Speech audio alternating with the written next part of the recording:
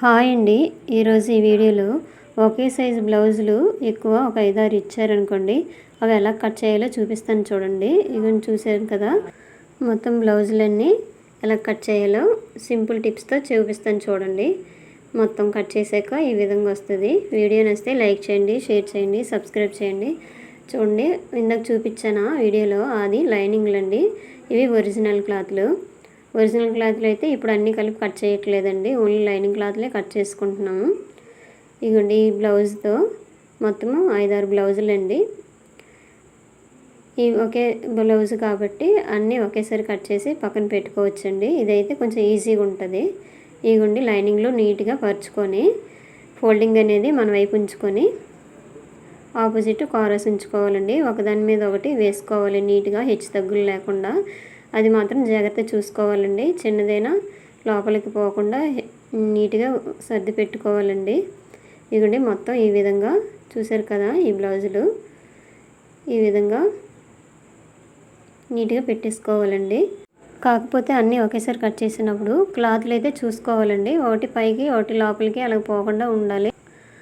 లోపలికి పోయిందంటే మళ్ళీ కటింగ్ అనేది రాదండి, స్టిచ్చింగ్ అనేది నీట్గా రాదు.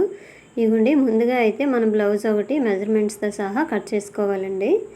కట్ చేసుకునే బ్లౌజ్ది ఇలాగా నీట్గా పైన పెట్టేసుకోవాలండి. బ్యాక్ పార్ట్ అనేది బ్యాక్ పార్ట్ కట్ చేశాక ఇప్పుడు హ్యాండ్స్కి వచ్చేయాలండి. ఇప్పుడు హ్యాండ్స్ అనేది కింద హెచ్చు తగ్గులు లేకుండా ఇలా మార్కింగ్ చేసుకొని కట్ చేసుకోవాలి. 1.5 ఇంచ్ వరకు హెమ్మింగ్ చేయడానికి ఒక మార్కింగ్ చేసుకోవాలండి. నేను ముందుగా కట్ చేసిన బ్లౌజ్ అయితే పైన పెట్టాను కదా లైనింగ్, దానికైతే అంచు వచ్చిందండి, అందుకనే దానికి 1/2 ఇంచ్ మాత్రమే ఇడ్డాను. మిగతావి అయితే హెమ్మింగ్ చేయడానికి 1.5 ఇంచ్ వరకు ఉంచుకోవాలి. నీట్గా ఈ విధంగా పరుచుకొని మనం కట్ చేసుకోవాలండి. ఎందుకంటే లో కటింగ్ తీసుకున్నాం కదా, అందుకోసము చూపిస్తున్నాను చూడండి. ఈ విధంగా నీట్గా కట్ చేసుకోవాలి. ఎక్కడ హెచ్చు తగ్గులు లేకుండా.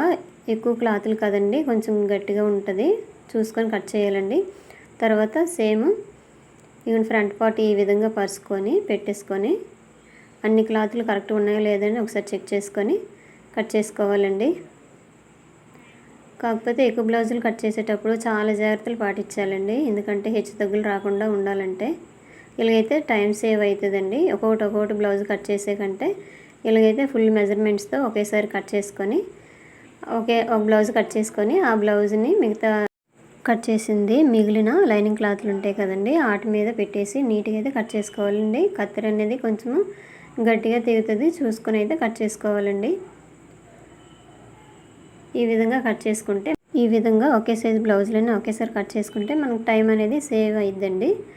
తర్వాత ఒరిజినల్ పార్ట్ మీద పెట్టేసి ఒక్కొక్కటి అలా కట్ చేసుకోవాలండి. లైనింగ్ క్లాత్లు కట్ చేసినట్టుగా అన్నీ ఒరిజినల్ అయితే కట్ చేయకూడదండి, అవి ఒక్కొక్కటి కట్ చేసుకోవాలండి. ఎక్స్ట్రా కట్ చేస్తాం కదా ఒరిజినల్ అనేది. ఇదిగోండి మొత్తం ఈ విధంగా వస్తుంది. వీడియో నచ్చితే లైక్ చేయండి, షేర్ చేయండి, సబ్స్క్రైబ్ చేయండి. ఒకేసారి బ్లౌజులు వస్తే 3-4 బ్లౌజులు ఎలా కట్ చేయాలో అందుకనే ఈ వీడియో చేశానండి. ఇదిగోండి మొత్తం ఈ విధంగా వస్తుంది. ఫ్రంట్, బ్యాక్, హ్యాండ్స్ అన్నీ మనం కుట్టేటప్పుడు షేప్ పట్టీలు అవన్నీ కట్ చేసుకోవాలండి. ఇప్పుడు అన్నీ కట్ చేయకుండా షేప్ పట్టీలు అనేవి ఇంతేనండి. చూసారు కదా, ఈ ఫ్రంట్ పార్ట్ ఈ విధంగా వచ్చింది. ఇందాక బ్యాక్ ఇవన్నీ చూపించాను కదా, అంతేనండి వీడియో. Thank you.